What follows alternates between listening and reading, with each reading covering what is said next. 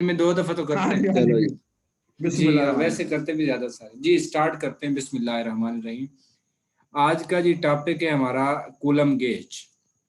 इससे पहले इससे पहले हमने मैक्सवेल इक्वेशंस की इंटीग्रल फॉर्म, मैक्सवेल इक्वेशंस की डेरिवेशन और Maxwell equations in term of scalar and vector potential, और लास्ट टॉपिक था लॉरेंट गेज। 4 टॉपिक हमने पहले पढ़ लिए थे। आज हम बात करते हैं कूलम गेज की। आवाज आ रही है? जी आ जी रही जी आ रही जी है। जी। अब देखें जी, जी आ रही है कूलम बस। गेज, कूलम गेज के लिए यहाँ ये देखें हमने 2 इक्वेशंस प्रूव की थी, Maxwell equations in term of scalar. Scalar and vector potential. ये 2 इक्वेशंस हमने जी वहां पे प्रूव की थी। और उस केस में या 2 इक्वेशंस प्रूव कर ली, और फिर उसके बाद हमने लॉरेंट गेज पढ़ी थी। और हमने क्या कहा था कि ये जो हमारे पास ये जो ब्रैकेट में टर्म खड़ी है, इन दोनों इक्वेशंस में ये हम क्या पुट कर देंगे? 0। और इसको जीरो। हमने लॉरेंट्स कंडीशन का नाम दिया था। ठीक है। आज हमने क्या करनी है? Coulomb gauge. और आज हमारा टारगेट क्या होगा कि आज हमने चेक ये करना है कि कूलम कंडीशन क्या होती है। देखें, अब ये जो मैंने यहाँ पे सर्कल कर दिया है, ये डाइवर्जेंस ए। जब हमारा डाइवर्जेंस ए 0 हो जाए तो उसको हम बोलते हैं कूलम कंडीशन या कूलम गेज। याद फर्क याद रखना है कि जब इस ब्रैकेट में मौजूद सारी कंप्लीट टर्म 0 हो जाए तो वो आपके पास लॉरेंट गेज होती है। और जो कूलम गेज कंडीशन है, इसमें सिंपली जो आपका डाइवर्जेंस ए है ये 0 होता है। गुड हो गया। ठीक। अब अगर हम यहाँ पे डाइवर्जेंस ए 0 करते हैं तो हमारे पास फिर जो इक्वेशन नंबर 1 है वो कुछ इस फॉर्म में आ जाएगी। ये हमारी इक्वेशन नंबर 1 आ जाएगी। ठीक है। और जो नेक्स्ट है आपके पास, नेक्स्ट इक्वेशन नंबर 2, वो आपके पास ये आ चुकी है जब आपने डाइवर्जेंस से 0 पुट किया।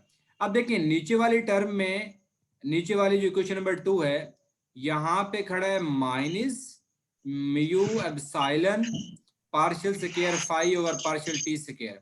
अब देखें, जब इसमें आप ये डाइवर्जेंस ए 0 रखेंगे और पार्शियल टी अंदर जाके इस टर्म से मल्टीप्लाई होगा, तो ये सिंपली यही नहीं बन जाएगा प्लस म्यू एप्सिलॉन, एक पार्शियल ये और बन जाएगा, पार्शियल टी पहले से मौजूद है, तो अब ये क्या हो जाएगा? स्क्वायर हो जाएगा। स्केयर हो जाएगा। अब यहाँ पे जब ये स्क्वायर होगा तो ये टर्म हमारे पास दोनों कैंसल हो जाएंगी, और ये हमारे पास एक इक्वेशन है आ जाएगी। अब इस इक्वेशन को आपने याद रखना है, del square phi is equal to minus rho divided by epsilon. पहले इसका एक सोल्यूशन देख लेते हैं। याद रखना है कि ये हमारे पास पॉइजन इक्वेशन है, और इसका जो सोल्यूशन होता है, आगे चलने से पहले इसका सोल्यूशन यहाँ पे मैंने लिखा था, ये अगर आपको नजर आ रहा है मैं पढ़ भी लेता हूँ। इस पॉइजन इक्वेशन में यहाँ से आप गौर से देखें तो इसमें फंक्शन जो खड़ा है स्केलर वो फाई है, और राइट साइड पे minus rho divided by epsilon है। अब देखिए इसको लिखा कैसे है। ये जो स्केलर फंक्शन फाई था लेफ्ट साइड पे, उसको हमने ऐसे लिख दिया, और अंदर हमने इसके 2 कोऑर्डिनेट लिखे, एक्स एल्फा इंटू टी। इसका भी बता देता हूं अभी। अब देखें हमने फिर क्या किया, आगे 1/4 पाई लिखा, और ये एप्सिलॉन जो है ये वही वाला है, ये रो लिया, और ये रो ओवर एप्सिलॉन जो है ये वही वाला है जो इक्वेशन की राइट साइड पे खड़ा था। ये वाला रो ओवर एप्सिलॉन हमने इधर लिखा, एप्सिलॉन कांस्टेंट था बाहर निकाल लिया, रो को हमने इंटीग्रल में लिख दिया। ठीक है। और एक बात और याद रखनी है कि यहाँ पॉइजन इक्वेशन में नेगेटिव का साइन मौजूद था, तो जब इसका सॉल्यूशन निकलेगा तो उसमें माइनस नहीं होगा, और जहां माइनस उधर अगर इक्वेशन में नहीं होगा तो फिर यहाँ माइनस आ जाएगा। ये बात याद रखनी है। ये सॉल्यूशन हम निकाल नहीं रहे, हमने डायरेक्ट सॉल्यूशन लिया, हमने इसको सॉल्व नहीं करना। रो ओवर एप्सिलॉन, और यहाँ पे नीचे क्या लिख दिया है? आर। अब इन तीनों चारों चीजों को जरा एक मिनट गौर से देख लें। अब यहाँ पे मैंने पुट किया एक्स एल्फा और टी कोऑर्डिनेट इसके। ये क्या है? ये है coordinates of field point, coordinates of field point. कैसे कि लेट सपोज यहाँ पे हमारे पास कोई सोर्स है, और उस सोर्स की वजह से यहाँ पे कोई फील्ड है। तो हमने क्या किया कि इस फील्ड के पॉइंट को हमने एक्स अल्फा और टी कह दिया, और सोर्स के जो पॉइंट है ये कोऑर्डिनेट्स ऑफ सोर्स पॉइंट्स, इनको हमने ex prime alpha into T कह दिया। और यहाँ पे देखिए डीवी यूज हुआ है, तो डीवी ये आपके पास एलिमेंट सोर्स वॉल्यूम है, और यहाँ पे जो कैपिटल आर है it is the distance between source point and field point. यहाँ तो बात समझ आ गई? ओके ओके जी। फिर देख लें, जो आपके पास आपको फंक्शन गिवन होगा, जो स्केलर फंक्शन होगा, उसको आपने लेफ्ट साइड पे लिख देना है, 1/4 पाई सबके साथ लिखना है, और फिर जो आपको राइट साइड पे टर्म गिवन होगी पॉइजन इक्वेशन में, उसको यहाँ पे इंटीग्रेट करना है, और नीचे कैपिटल आर से आपने डिवाइड कर देना है, इनटू वॉल्यूम इंटीग्रल लेना है इसका, तो ये आपके पास इस पॉइजन इक्वेशन का सॉल्यूशन बन जाएगा। इसको हमने क्यों समझा आगे देखते हैं। यहां तक बात क्लियर होगी तो मैं आगे चलता हूं। जी, हो गई है। जी, अब पॉइजन इक्वेशन का सॉल्यूशन ओके। निकाल लिया। अब देखें, ये जो इक्वेशन नंबर 3 है ना, इसको मैं यहां ले आया हूं, ये इक्वेशन नंबर 3 है। ये आपके पास यही del square A minus mu epsilon partial square A over partial T square minus mu J plus mu epsilon del into partial phi over partial T. अब यहाँ पे हमने क्या किया, सॉरी, यहाँ पे हमने क्या किया कि ये जो जे है करंट डेंसिटी, इसके हमने दो कंपोनेंट यहाँ इंट्रोड्यूस करवाए हैं, दो कंपोनेंट यहाँ पे हमने इंट्रोड्यूस करवाए हैं। पहला इसका लॉन्गिट्यूडनल कंपोनेंट और दूसरा इसका ट्रांसवर्स कंपोनेंट। ये दो कंपोनेंट हमने यहाँ पे मेंशन किए हैं कंपोनेंट्स की फॉर्म में, आगे मजीद प्रूफ भी करेंगे तो समझ आ जाएगी। एक या फिर इसके लिए दो प्रॉपर्टीज याद रखनी है कि इस लॉन्गिट्यूडनल की कर्ल 0 होती है, मतलब कि लॉन्गिट्यूडनल में आपके पास कोई सर्कुलेशन नहीं होती, और जो ट्रांसवर्स कंपोनेंट है उसका डाइवर्जेंस 0 होता है। डाइवर्जेंस मतलब इसमें किसी किस्म की कोई डाइवर्जेंस नहीं होती। तो सिंपल हमने ये जो जे था हमारा, ये इस जे को हमने दो कंपोनेंट्स में स्प्लिट कर दिया है, एक इसका लॉन्गिट्यूडनल कंपोनेंट और एक इसका ट्रांसवर्स कंपोनेंट। यहां पे जी यहां तक बात समझ आ गई? सिंपल सिंपल जी सिर्फ जी, हमने ठीक वैल्यूज हो पुट गया। की हैं जी। देखें, अब हमें पता है कि हमारे पास एक वेक्टर आइडेंटिटी होती है कि आपके पास वेक्टर ट्रिपल प्रोडक्ट की, वेक्टर ट्रिपल प्रोडक्ट की हमारे पास आइडेंटिटी होती है कि अगर del into del cross J, अब यहाँ ए भी हो सकता था, जे की जगह बी भी हो सकता था, सी भी, कुछ भी, अगर इस कंडीशन में हो तो क्या होता है, del into divergence J minus del square J, minus del square J. अब हमने क्या किया, हमने ये जो टर्म स्क्वायर में खड़ी थी इसको लेफ्ट साइड पे ले आए, और ये जो राइट साइड पे टर्म खड़ी थी ये इधर जाके माइनस हो गई। जी, यहां तो बात समझ आ गई? ठीक हो गया। जी। अब यहाँ पे जो है, यहाँ पे आप हमने क्या किया कि ये डेल स्क्वायर जी, जे को इधर जे ले की आए वैल्यू लेफ्ट पुट साइड कर। पे, ये उधर जाके माइनस हो गया। अब देखें, हमने यहाँ पे क्या किया, जे को रिप्लेस कर दिया किस में, उसके लॉन्गिट्यूडनल और ट्रांसवर्स कंपोनेंट्स की फॉर्म में।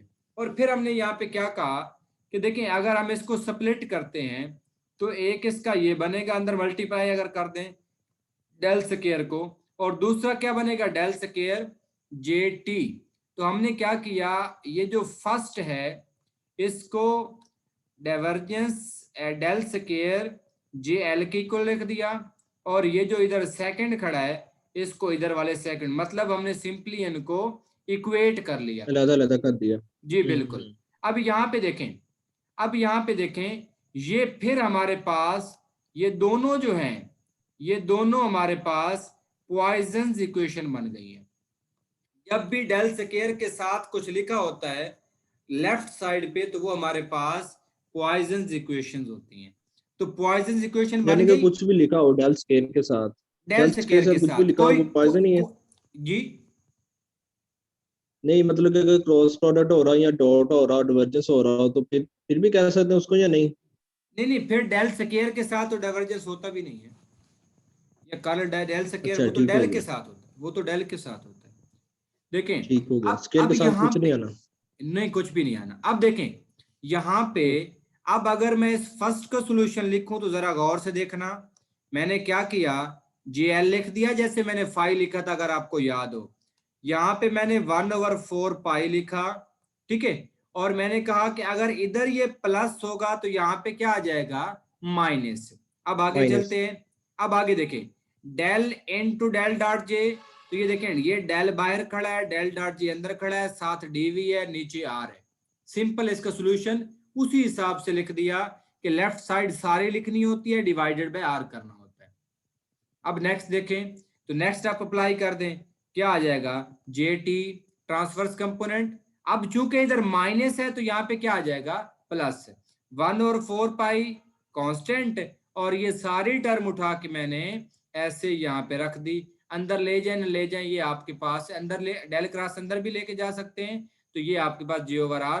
तो ये आपके पास दोनों इक्वेशंस के जो है वो सॉल्यूशन हमें मिल चुके हैं, दोनों अनवर इक्वेशन भाई, के। जी जी। ऊपर हमने जो उसकी वैल्यू निकाली थी फाई की, फाइनल इक्वेशन की, वहां पे हमने वो जो दूसरा था वो भी एप्सिलॉन और डेंसिटी भी लिखी थी साथ, वो यहाँ पे मेंशन नहीं की नीचे हम। डेंसिटी, डेंसिटी इसलिए लिखी थी क्योंकि उसकी राइट साइड पे डेंसिटी मौजूद थी। ओके। ओके ठीक हो सिंपली गया, ठीक राइट हो गया। साइड को उठा के इंटीग्रेट करना होता है और साथ 1/4 पाई से मल्टीप्लाई करना होता है। और अगर इक्वेशन जो पॉइजन बनी है उसमें माइनस हो तो उधर प्लस होता है, अगर इधर प्लस हो तो उधर माइनस होता है।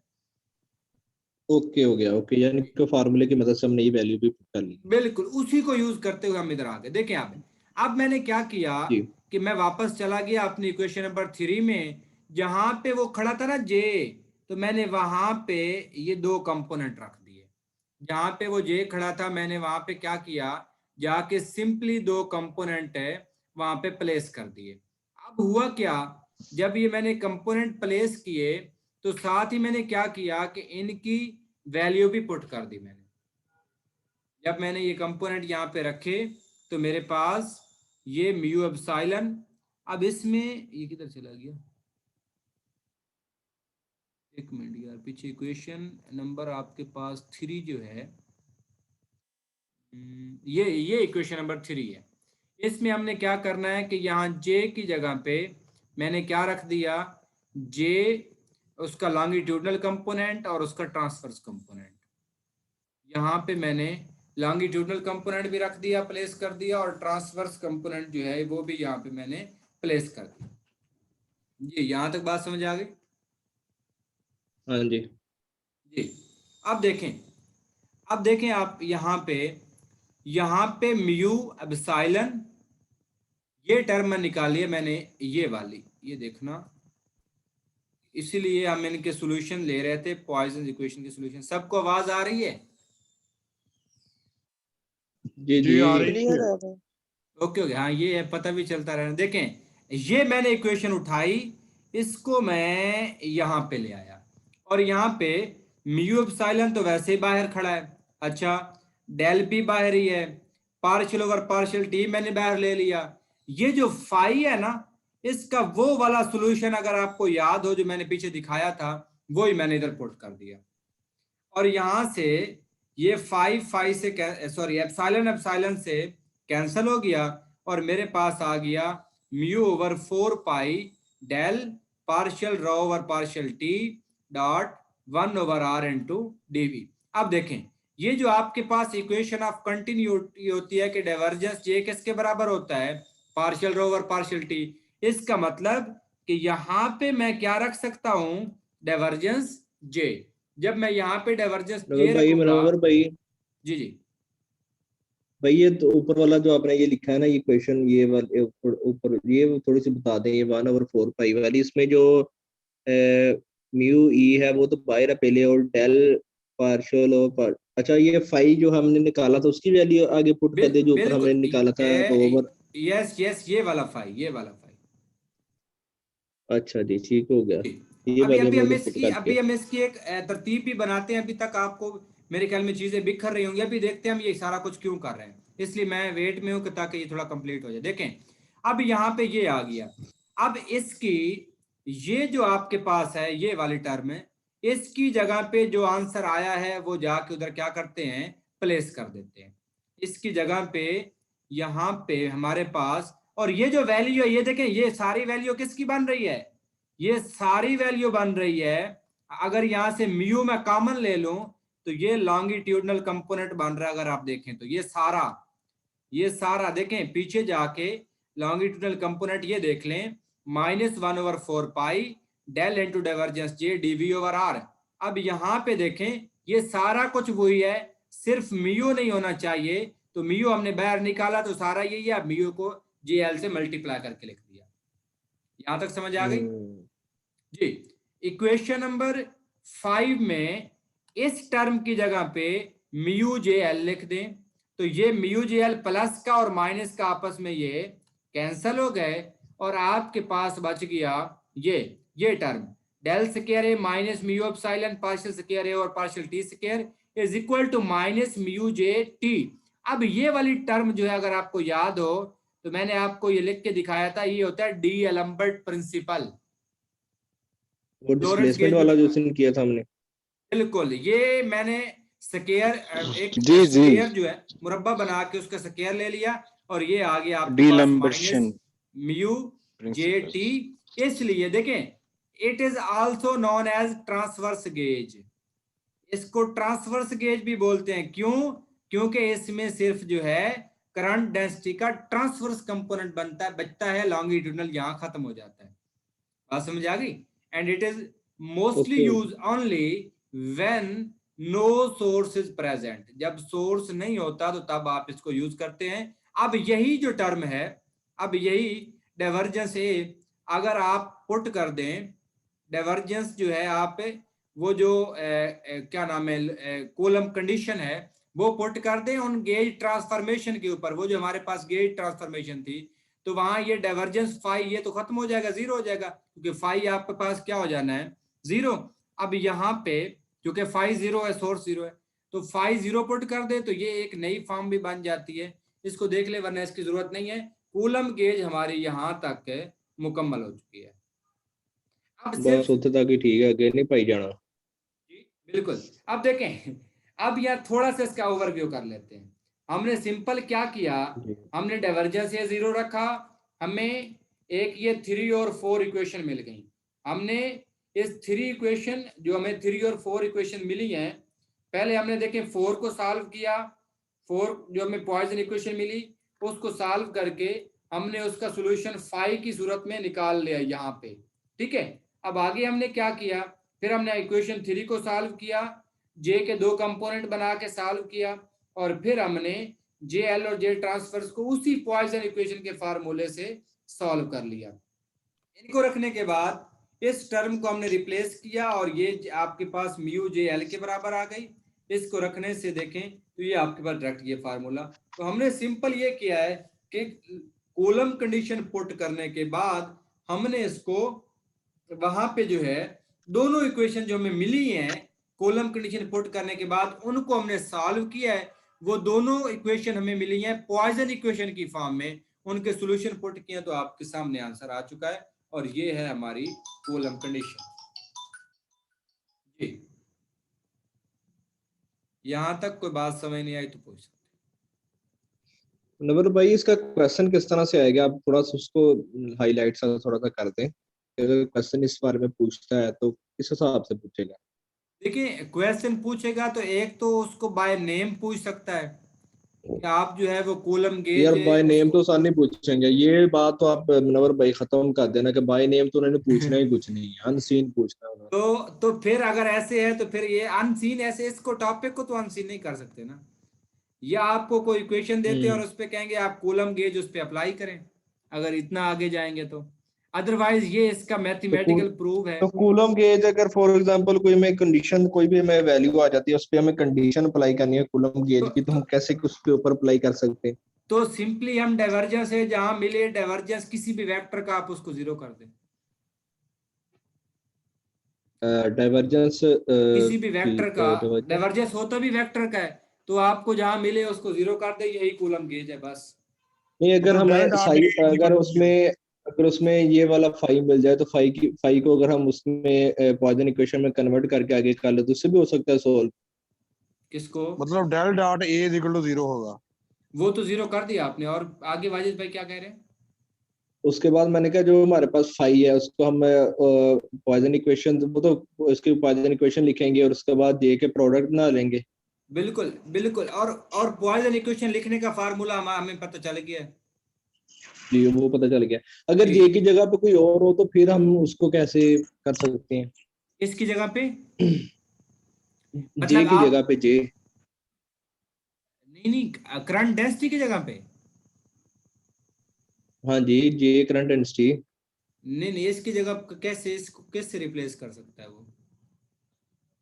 अगर अगर देखिए ये तो सिंपली, सारी अगर जान कोई, सकते हैं क्योंकि वो कायदे अगर में पढ़े हुए हैं ना, चेंज कर सकते हैं। देखिए, अगर हमें वो सिंपली कोई इक्वेशन देता है और उससे कहता है कि आप इस पे कूलम गेज अप्लाई करें, तो कूलम गेज तो सिंपली जी। इतनी होगी कि डाइवर्जेंस से हमने जीरो पुट कर देना है। और फिर जो हमारे पास जो इक्वेशन बच रही हैं, अगर वो पॉइजन इक्वेशन है तो उनका सोल्यूशन लिख देना है। ठीक है। और ये तो जी। सारा काम तब करेंगे कि जब हमारे पास कूलम गेज को प्रूव करना होगा हमें। हम्म।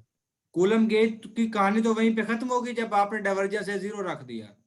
आगे है उसका सोल्यूशन।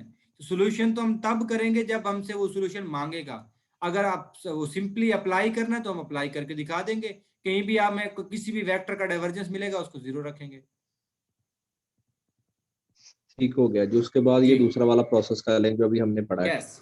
अगर पॉइजन इक्वेशन बन रही होगी तो फिर आप इस पे अप्लाई ठीक हो गया। करें। जी, तो ये ओके हो गया। हमारी थी कूलम गेज। अभी तो 7 यहां चैप्टर तक हो हुआ, गया कंप्लीट या नहीं? ये एक टॉपिक कंप्लीट हो गया, आगे छोटा सा है वो कर लेते हैं, ताकि ये जो नोट्स वाली ठीक कहानी हो, ये खत्म हो जाएगी। ठीक हो गया।